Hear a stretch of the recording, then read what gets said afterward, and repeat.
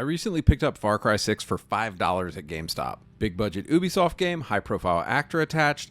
I don't need games to be perfect, but sometimes underrated games like this end up being really fun, so I gave it a shot. Well, I'm about an hour in, graphics look incredible, weapons are fun, I already have access to an unheard of amount of vehicles and weaponry, and then you get that voice inside. That voice that says, why don't I care about anything that happens in this game world? Sometimes these modern AAA games feel like when you were 10 years old and visited the rich kid's house. You were bored and ready to go home, but he kept showing you cool stuff. But what about this? But what about this? At some point, you just go, meh, and walk home. I'm really interested in why we come to feel this way about an open world game sometimes and wanted to explore this in a video.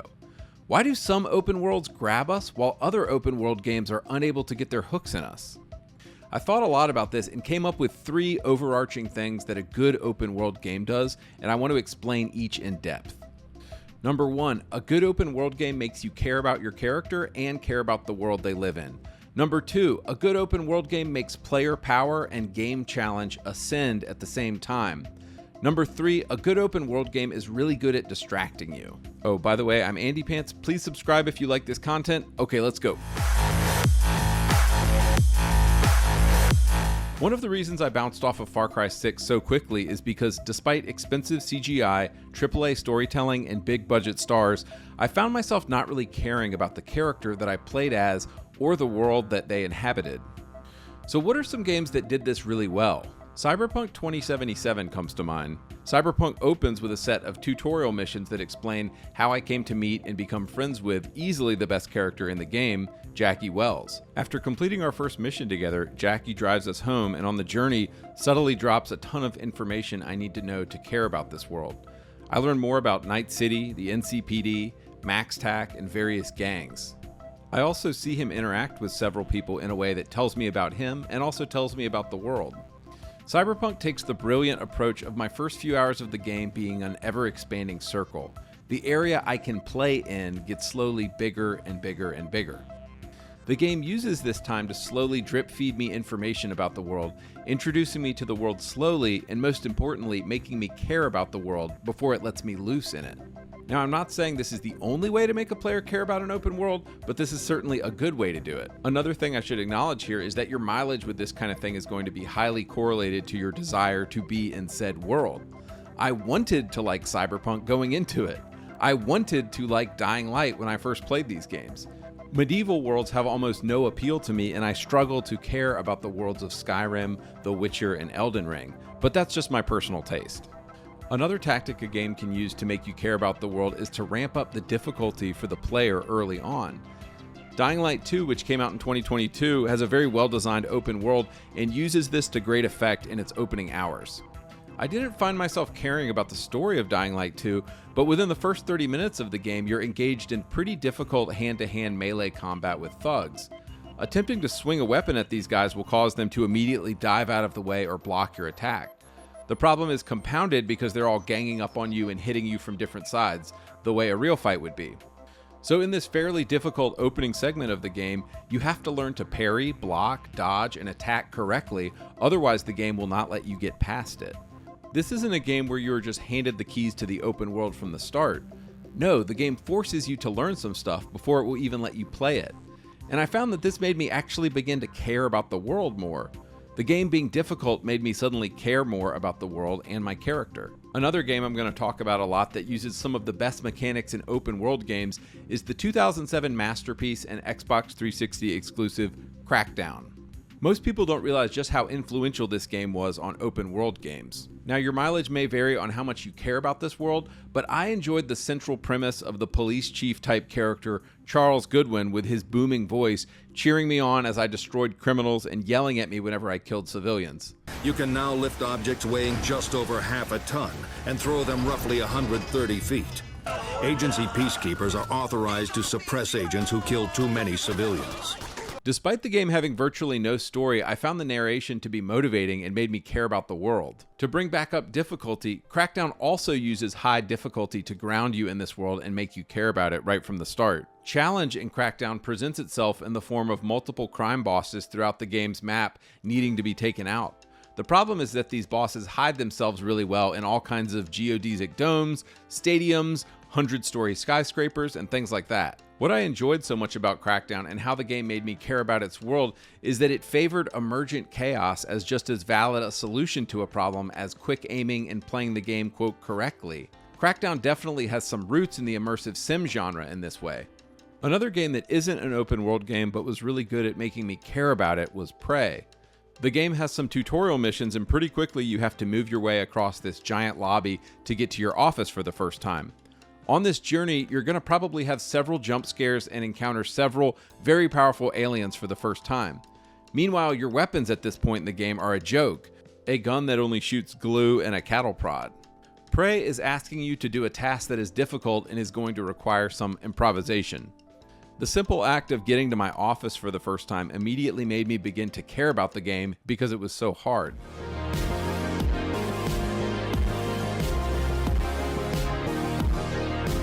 Number 2, a good open world game makes player power and game challenge ascend at the same rate. Another reason I completely lost interest in Far Cry 6 is because the game made me way too powerful at the start of the game. Player power should always be moderated slowly and gradually increase over the course of the game, drip feeding me with more powerful stuff throughout the 30 hours or so of a game. Ghost Recon Wildlands is another Ubi slop game that I actually enjoyed quite a bit. Over the course of the game, you and a squad of 3 other killers will take down probably 100 enemy bases, just killing and killing and killing people over again. While I enjoyed the game, it had one glaring flaw.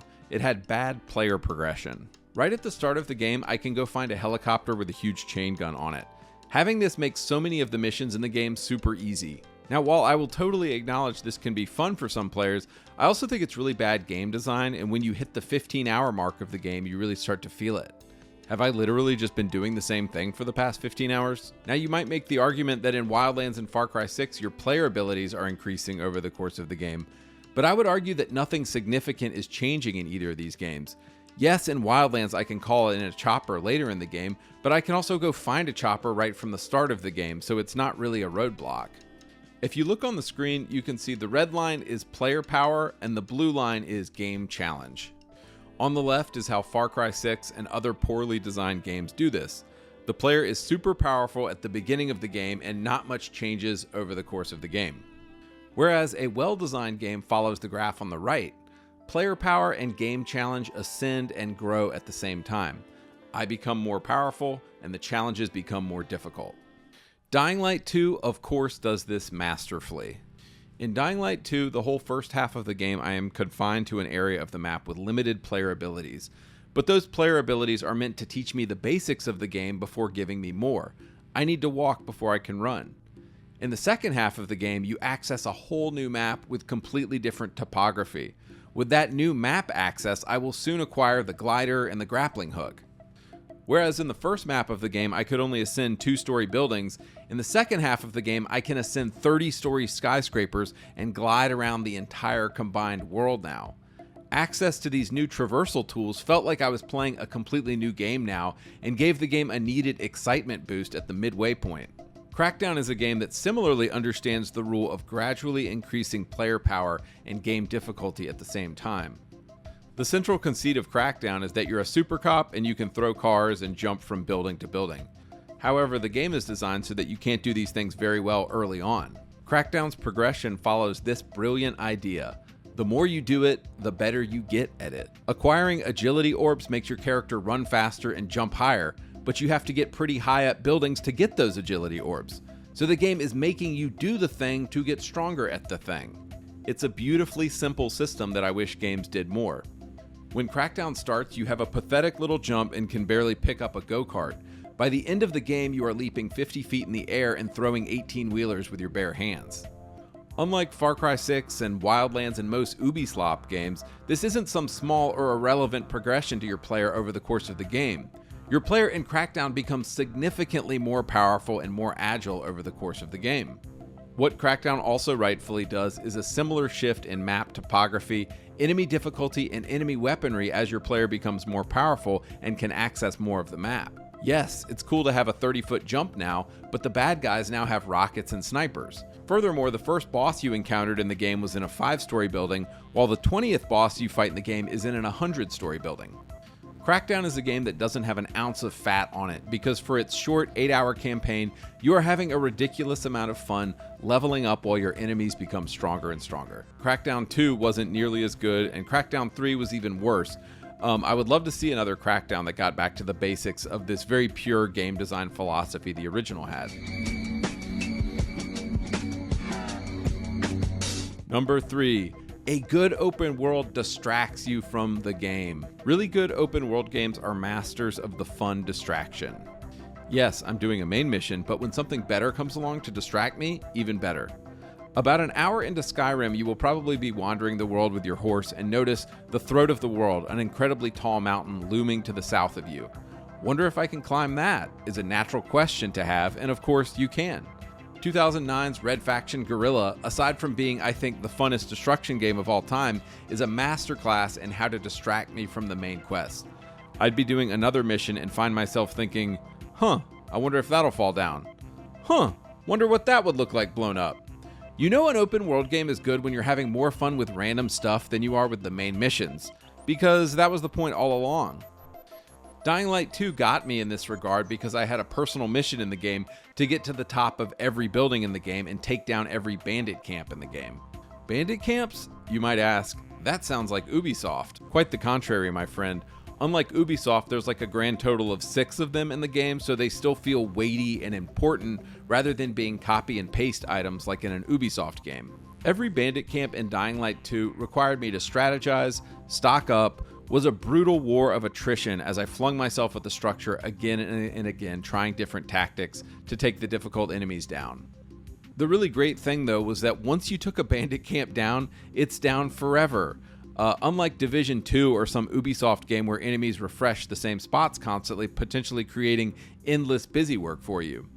I love that Dying Light 2 had structures where you take it over and it's taken over forever. Another mechanic I really loved in Dying Light 2 was how the game would let you get to the top of every skyscraper in the game. Now, you usually had to follow lines of intentionally designed hooks and ledges and hanging girding and get to the top of these, but practically every enormous building in the game is climbable. The game also encouraged this by putting high-level loot at the top of all of these buildings. Also notice there wasn't a single objective marker or mission telling me to go to the top of all these buildings. I just wanted to do it because it was fun. I had an incredible feeling of accomplishment just getting to the top of these high places and being rewarded with some kind of loot. I think what open world games ignore sometimes is it's these fun challenges that us players create for ourselves that are like the most satisfying to go after sometimes. Okay, so just to close this video down, I want to use an analogy of what I think a really great open world game does, and think of like an old-timey top. And this top is held in your hand and you're spinning it up and you're spinning, and then you spin it and you release it and it starts spinning out and going around like crazy. And I think that is what a good open world game does. It spins you up in a small area. It makes you care about the world. It makes you care about what you're doing. And then it sets you free and lets you free in the world. And that's the thing that I've really noticed that great open world games do. The best open world games give me a reason to care about the world. They gradually increase my player power over the course of the game. And finally, they surprise me. All right, I'm out of here.